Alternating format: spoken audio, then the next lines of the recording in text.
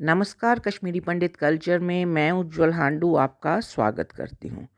पौष का महीना लगते ही कश्मीरी घरों में घर देवता यानी कि गृह देवता की पूजा करी जाती है। इस दिन घर देवता के निमित्त गाड़बत यानी कि मछली और भात पकाया जाता है और उन्हें अर्पण किया जाता है। गाड़बत पर मैंने पहले भी एक वीडियो बनाया है जिसमें आपको मैंने ये बताया कि गाड़बत कब, क्यों और कैसे मनाया जाता है। अगर आपने वह वीडियो अभी तक नहीं देखा हो तो नीचे डिस्क्रिप्शन बॉक्स में दिए गए लिंक पर क्लिक करके आप उसे भी ज़रूर देखें।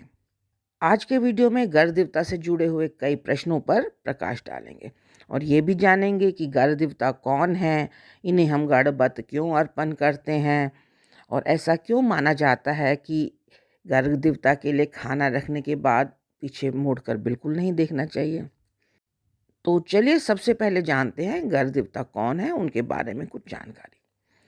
मत्स्य पुराण के अनुसार एक बार भगवान शिव और अंधकासुर के बीच में भयंकर युद्ध चल रहा था।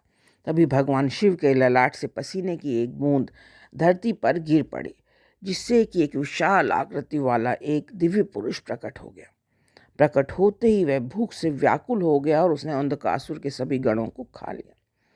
लेकिन फिर भी उसकी भूख शांत नहीं हुई। अब उसने सृष्टि को ही खाना शुरू कर दिया।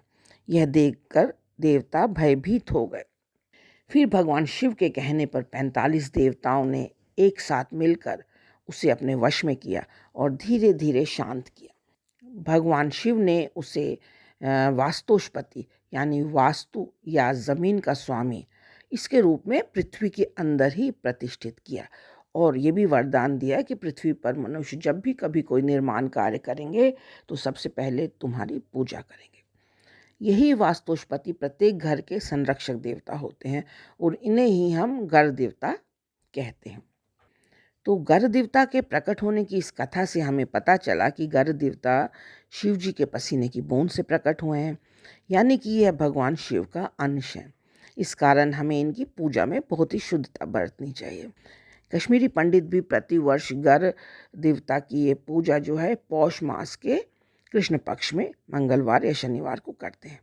कहते हैं कि घर देवता सारा साल तो सोते हैं और वर्ष में इन 4 दिनों में बाहर आकर देखते हैं कि जिस घर परिवार की वे रक्षा कर रहे हैं क्या उन्होंने उनके निमित्त भोग अर्पण किया है या नहीं। जिन घरों ने गाढ़बत किया होता है उन पर वे प्रसन्न होते हैं और उन्हें वे सुख, शांति और समृद्धि का वरदान देकर चले जाते हैं। वहीं जो घर इन 4 दिनों में गाढ़बत अपने घर देवता के लिए नहीं बनाते, उनके प्रति वे नाराज़ हो जाते हैं और उन्हें वे समृद्धि तो देते हैं पर सुख शांति नहीं देते। इसलिए हम सभी को पौष कृष्ण पक्ष में अपने अपने घर देवता के निमित्त भोग अवश्य ही अर्पण करना चाहिए। इस कहानी में हमने एक बात और देखी कि घर देवता का स्वरूप इतना विशाल और विकराल था कि 45 देवताओं ने मिलकर इन्हें पृथ्वी के अंदर सुला दिया। इन 45 देवताओं का स्पर्श घर देवता के विभिन्न अंगों पर होने के कारण ऐसा माना जाता है कि इनके शरीर में 45 देवताओं का वास है। और जब पौष कृष्ण पक्ष में मंगलवार या शनिवार के दिन हम उनका आह्वान करते हैं तो ऐसा माना जाता है कि हमारे घर अकेले नहीं आते बल्कि इन 45 देवताओं भी इनके साथ आते हैं। वे भी हमारे द्वारा रखा भोग ग्रहण करते हैं। ये अदृश्य 46 देवता जब भोजन ग्रहण कर रहे हों तो कहा जाता है कि हमें वहाँ पर नहीं जाना चाहिए, जिससे उन्हें किसी भी तरह की परेशानी या विघ्न हो। वीडियो के अंत में जानते हैं कि हम क्यों इस त्योहार को पौष कृष्ण पक्ष की मंगलवार या शनिवार को ही करते हैं या इसमें मछली ही क्यों बनाई जाती है। कश्मीर में रहने वाले सभी हिंदू अपने व्रत, त्योहार आदि शास्त्रों के अनुसार मनाते हैं।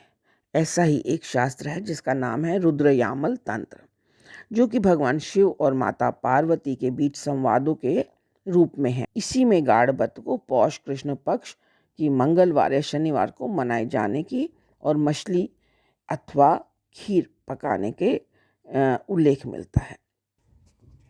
हमारे घरों में घर देवता के होने का आभास कई बार कई व्यक्तियों ने किया है। अगर आपके पास भी घर देवता से जुड़ी हुई ऐसी ही कोई कहानी हो तो प्लीज़ एक वीडियो बनाकर मेरे साथ शेयर ज़रूर करें ताकि अलग अलग कहानियों को मैं लोगों तक रख सकूं। तो यह था गाड़बत और गढ़ देवता पर मेरा आज का वीडियो। आशा करती हूँ आपको अपने कई प्रश्नों के उत्तर इसमें मिल गए होंगे।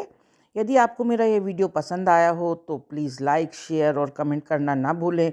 और मेरे सभी वीडियोज़ को सबसे पहले देखने के लिए मेरे चैनल को सब्सक्राइब करें और बेल आइकन दबाना ना भूलें। एक नए वीडियो के साथ जल्द ही आपसे दोबारा मिलती हूँ। तब तक के लिए नमस्कार।